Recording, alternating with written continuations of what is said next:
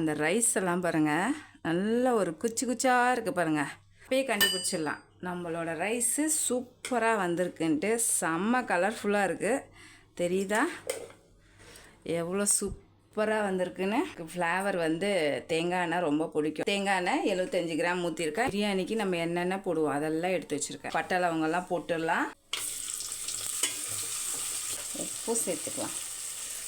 இஞ்சி பூண்டு விழுது ஒரு 1.25 ஸ்பூன். தேங்காய் பால் சாதத்துக்கு பாதி வதங்கினா போதும். புதினா ஒரு 5 பச்சை மிளகாய். காரம் வந்து அவ்வளோவா இருக்காது. 3 கப்பு தேங்காய் பால்.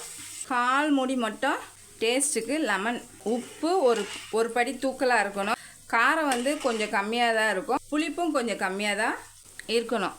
மலர்ந்து வரட்டும். இப்போ வந்து பாஸ்மதி ரைஸை சேர்த்துடலாம். மிக்ஸ் பண்ணி கொடுத்துருங்க. தண்ணியும் ரைஸும் வந்து ஒன்றா வரட்டும். அரை தக்காளி. சூப்பராக இருக்குல்ல, கலர்ஃபுல்லாக இருக்குல்ல. 10 நிமிஷம் ஆச்சு.